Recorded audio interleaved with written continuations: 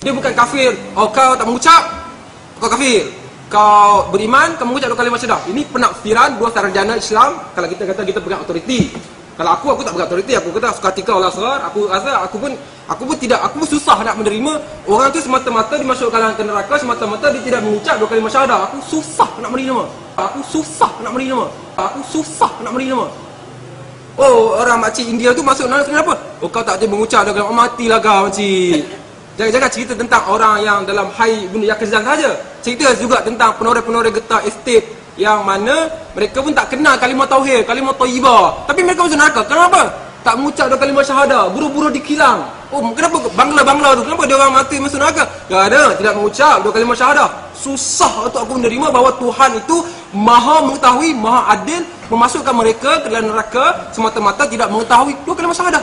Okey, jadi kafir apa yang dimasukkan oleh Asrar dan Bani Sadr. Okey, dia kata bahawa kafir adalah zalim, iman adalah adil. Itu. Dan benda ni lah yang selalu berkontradik hari ni. Kalau kita mengatakan kata Islam pun nak buat apa? Tak, maksud aku kalau kita tak ada sebab tu benda ni berlaku pada semua gerakan Islam. Tapi gerakan Islam Muhammad berjaya. Gerakan Islam yang lain gagal. Kerana apa? Muhammad memerlukan masa 23 tahun dalam keadaan abad yang tidak ada internet, tidak ada Facebook, tidak ada teknologi, tidak ada kapal terbang, tidak ada kereta kebal. Tapi Muhammad berjaya membebaskan umat yang telah zaman jahiliah. Tapi umat hari ini yang ada internet, kapal terbang, kereta kebal, bangunan semua ni, tapi tak boleh lagi menyebabkan Islam. Kenapa? Janganlah cakap dengan ayat-ayat berbunga bahawa hidayah belum sampai dan sebagainya. Ini sangat kontradik. Dalam zaman yang macam-macam ni masih lagi susah. Adakah orang tak tahu Islam apa? Orang orientalis pun baca Quran. Tapi kenapa dia orang tak boleh terima Islam? Jangan nanti adalah katakan bahawa Abu Talib itu susah. Itu sukar. Seolah-olah bahawa kita yang pegang kebenaran. Isu yang sekarang kebenaran Asrar dan Bani Sadr mengatakan bahawa iman adalah keadilan. Orang yang memperjuangkan keadilan, orang tu beriman. Orang zalim, walaupun dia ahli sunnah jemaah ke, dia rasuah ke, walaupun dia Islam, dia adalah kafir. Jadi faham? Maksud dia bukan sekadar kafir dan iman diukur melalui pengucapan 2 kalimah thayyibah. Itu sangat senang. Jadi Tiancu akan ke neraka, Mahathir akan ke syurga. Pengucapan 2 kalimah thayyibah. Itu sangat senang. Jadi Tiancu akan ke neraka, Mahathir akan ke syurga. Pengucapan 2 kalimah thayyibah. Itu sangat senang. Jadi Tiancu akan ke neraka, Mahathir akan ke syurga. Kenapa? Sangat. Kita dengar pun ketawa. Oh, kau akan masuk syurga kenapa? Kerana mengucap 2 kalimah syahadah. Mengucap 2 kalimah syahadah. Kenapa kau masuk ke dalam neraka? Kerana kau kafir, kau berak tak masuk. Jadi sebab itu, sebab makan babi masuk neraka. Ini macam mana ni? Adakah kita perlu bertauhid dulu baru orang Islam nak tolong kita? Jadi kalau orang tadi tidak mau bertauhid, orang tadi tidak mau berquran, bersunat, bersunat, adakah kita tak nak tolong dia? Orang tadi tidak mau berkatan, dia tidak mau tulisan jawi, dia tidak mau, tapi dia miskin. Tapi dia nak lawan orang jahat. Macam mana? Dia tak mau baca jawi, tak nak bersunat, dia tidak mau cukur bulu. Tak mau. Ke mana dia? Adakah kita tidak mahu tolong dia? Adakah? Sebab hari ni isunya kita orang Islam ni cuma bicara kat orang Palestin, Afghanistan. Oh, kita saudara akifillah. Saudara tu. Ni orang Cuba, orang yang ditindas dekat Korea Utara.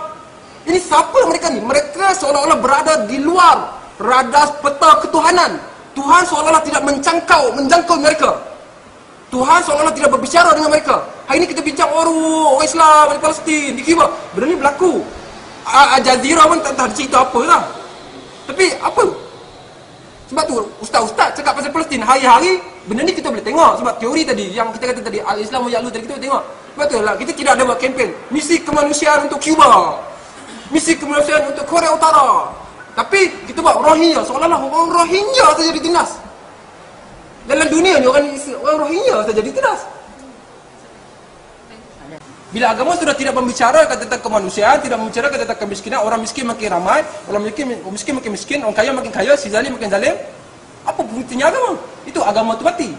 Kalau agama sekadar membicarakan masjid siapa lebih besar, ni pergi haji siapa yang lebih ramai, ni apa nama bulu siapa lebih lebat. Kalau agama sekadar membicarakan masjid siapa lebih besar, ni pergi haji siapa yang lebih ramai, ni apa nama bulu siapa lebih lebat. Kalau agama sekadar membicarakan masjid siapa lebih besar, ni pergi haji siapa yang lebih ramai, ni apa nama bulu siapa lebih lebat. Jadi ini tak penting. Jadi apa nama tak ada. Sebab tu aku cakap tadi, kalau apa nama kita kata, kalau Jesus dan apa nama Mahdi datang dan tidak membicarakan tentang orang miskin, buat apa dia orang datang? Aku tak peduli pun. Dan kalau kita ikut riwayat yang kita baca dalam Nas, sebab tu teks sunnah pun agak kalau aku agak kelakar lah, lucu. Datang ke dunia akhir zaman, akan datang ke masa depan, turun di bumi Arab, dan kerja dia apa? Mematahkan salib. Kerja dia apa? Membunuh babi-babi. Ini macam apa ni? Lebih teruk pada Hasan Ali dan Ibrahim Ali lah. Okey, baik. Jadi apa nama kita kata bahawa apa nama bagi aku, kalau kita nak menerima Jesus ke, menerima Mesias ke, boleh, tak ada masalah. Tapi penerimaan kita apa? Maknanya kalau kezaliman, Imam Mahdi akan datang untuk melawan semua ni. Zalim ni dia orang akan lipat dia orang. Itu kerja dia orang, Mesias dia orang. Itu kerja dia orang. Tak mungkin kau datang kau membesarkan masjid. Nanti kita perang semua orang Kristian semua. Terbunuh dia orang. Aku pun tak tahu sejauh mana imajinasi kita tentang Mesias ni. Dia orang datang, dia orang nak buat apa? Amerika masih ganas, dia orang datang, dia lagi peliknya, sekurang-kurangnya Syiah dia buat nuklear. Kalau katalah Syiah salah, tapi katalah sunnah benar, lepas tu Imam Mahdi datang ke sunnah ada kuda. Naiklah kuda pergi ke Amerika melalui Asia Tenggara. Okey. Baik, kita tahu lah kan. Sunnah percaya tak percaya dia sebab Imam Mahdi Mesias dalam sunnah pun agak keliru, agak kabur. Yang satu cakap tak percaya, satu masih sunnah. Yang Osman Muhammadi sunnah, dia percaya, dia kata ada. Asrul Jabat kata tak ada. Tak jelas. Syiah jelas. Walaupun dia cakap tu masuk, dan dia orang bergantikan dengan wilayah faqih yang mana kalau andai kata tak ada Imam Mahdi datang pun, kurang-kurangnya apa nama dia orang dah ada wilayah faqih, Presiden Iran boleh lancarkan nuklear pada Amerika. Kita percaya sebab tu kalau tanya pada sebab tu sunnah satu ideologi yang kabur, walaupun dia disusun di tauhid. Sifat 20 tu pun untuk apa? Untuk kau percaya Tuhan tu baik, betul. Aristotle, Plato, semua pun percaya Tuhan. Tapi tak percaya namanya Allah. Allah yang kita percaya, yang disusun oleh Asy'ariyah. Dia percaya pada Tuhan, dia bukan etis. Dia bukan etis, dia percaya pada Tuhan. Dan apa? Aku pun dah lupa. Okey, aku tanya. Tapi semua persoalan penting, tidak ada persoalan penting. Sebab last kali, ke mana kau nak tuju? Aku percaya teologi membebaskan, jadi aku orang miskin, orang Islam. Nah, rumah aku ada seorang etis. Tapi aku tidak ada masalah. Kau nak jadi etis, kau punya pasal. Yang aku tahu, aku bertuhan dan aku buat kerja untuk orang miskin. Sebab bagi aku tauhid membebaskan orang miskin. Tidak berguna tauhid kalau tauhid tidak berguna untuk membebaskan orang tertindas, tidak berguna. Tak guna. Kau bertauhid sembahyang di tungan terbalik, waktu main tahajud, sembahyang tak tahajud, main sunat, apa lagi berkatan, apa lagi? Semua ritual-ritual buat apa? Tuhan, macam aku sebut tadi, Tuhan tidak perlu diurusi. Tuhan tahu menguruskan dirinya sendiri. Tapi manusia yang kena menguruskan manusia lain. Sebab tu aku menolak bahawa orang asli biarkan, sebab orang akan tanya, apa stand Islam terhadap orang-orang yang tidak menerima Islam? Adakah kita mengatakan bahawa orang bukan Islam, itu persoalan Tuhan yang tahu tentang dia. Kita uruskan itu poin ni ke mana? Teologi yang masih berlengkar tentang individual. Macam mana kita nak menuju ke lebih baik? Macam mana kita nak menuju lebih baik? Itu sahaja. Tapi yang buku ni cuma sampaikan, dan aku pun bersetuju bahawa teologi daripada individual, kita beriman kepada Tuhan, apa selepas itu? Kau bertuhan, kau beriman, kau nak buat apa? Kalau kau bertuhan, kau beriman, kau pergi masjid, kau pergi ke Kaabah, ke Hajar Aswad, orang miskin makin ramai, buat apa? Tauhid kau tauhid yang tidak berjejak di bumi nyata. Orang miskin makin ramai, Zalim makin zalim. Zalim tu pula banyak pada keluarga sunnah. Nak buat apa?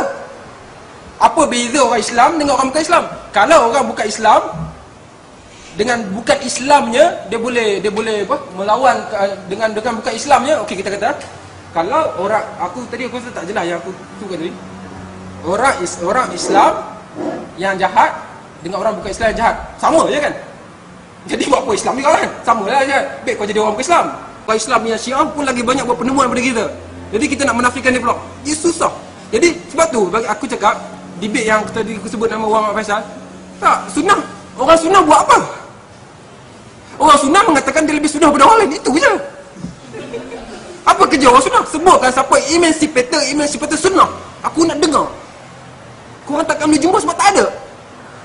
Imam Malik, Imam Syafi'i betul, dia ulama. Tapi ulama yang bincang isu fiqah. Ada tak fiqah penindasan? Fiqah perlawanan? Khawarij buat, tapi kita akan kata Khawarij pun salah. Kita boleh kata kita semua kena baca banyak lagi, tak ada masalah. Tapi kita boleh baca 1000 buku pun, dan apa?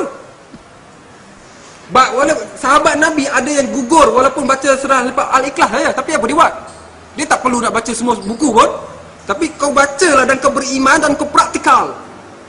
Biarlah teori itu sebab biarlah kau cuma boleh baca 10 huruf kan, tapi kau buat apa? Berdasarkan sebab tu sahabat-sahabat bila jumpa Nabi, aku hari ni terpaksa bercakap dengan dengan dalam term Islami lah. Sebab hari ni susah. Jadi sahabat-sahabat jumpa Nabi, dia tak terima semua wahyu. Dia tak ambil sebuah ayat. Ambil berapa ayat, praktikalkan apa. Juga apa habis dah praktikal, pergi jumpa Nabi balik, ambil lagi ayat. Tengok aku rasa ni dalam Ma'alifi Tauhid, tak silap aku lah. Kalau siapa yang baca Syekh Kutub lah. Dan kita tak perlu membaca terlalu banyak sampai tak kerti nak buat apa-apa. Biarlah kau baca sikit pun, dan afdolnya baca banyak. Tapi kalau baca banyak tak berguna pun nak buat apa? Membaca mestilah teori, mesti menghasilkan amali. Teori mesti teoretikal, mesti menghasilkan praktikal. Kalau teoretikal tidak boleh menghasilkan praktikal, buat apa teoretikal? Teori tidak berguna. Ada orang yang praktikal tanpa teori. Buat apa teori lagi? Ada orang boleh tolong orang miskin tanpa jadi orang Islam. Dia tak mau. Macam mana kita? Jadi kalau orang Islam, kau fight lah untuk orang Islam. Bukan fight, maksudnya dengan nas-nas yang kau ada, dengan teks-teks yang kau ada, fight. Bumi ke Islam. Islam tu apa? Adakah Islam yang kata, aku lebih sunnah pada kau tidak sunnah pada aku? Sudah, sebab Korea ni pegang Nobel. Iran, janganlah lecehkan Iran pun hebat. Sebab tu bila kita sebut sunnah buat apa? Boleh kata, sebab aku sebut nama orang, misalnya kalau aku boleh debate dengan dia pun okey lah. Kita nak debate tajuk sunnah pasif atau tidak. Sebab tak ada bukti, tak ada contoh-contoh ni liberator, emancipator daripada kalangan Muslim sunnah. Tak ada. Syiah, Khawarij, Mu'tazilah, ini tokoh-tokohnya. Habis kita, sebab kita ahli sunnah, kita kata dia orang sesat. Boleh buat, hasilkan sesuatu. Aku nak tengok. Jangan hasilkan PhD labu air. Jangan hasilkan PhD dakwah di Pulau Tieman. Hasilkan PhD elemen jenaka dalam filem Piramli. Teruskan. Sebab sunnah, bagi aku sunnah tetap sunnah. Dia bukan kafir, dia tetap dia. Tapi kalau aku percaya Islam ni adalah membebaskan orang-orang tertindas. Jadi itulah hakikatnya. Sunnah tidak boleh orang-orang sunnah tak boleh menyebutkan nama tokoh-tokoh penemu-penemu baru. Sebab mereka sibuk mengatakan kau tidak sunnah, aku sunnah, kau tidak betul-betul Islami. Itulah kerja mereka. Setiap zaman berzaman, itulah kerja mereka. Sebab tu kalau kita minta dia orang sebut, dia orang tak boleh sebut. Tak ada. Dan kalau boleh cari, sila Facebookkan dekat aku. Mari kita berdebate. Assalamualaikum warahmatullahi wabarakatuh.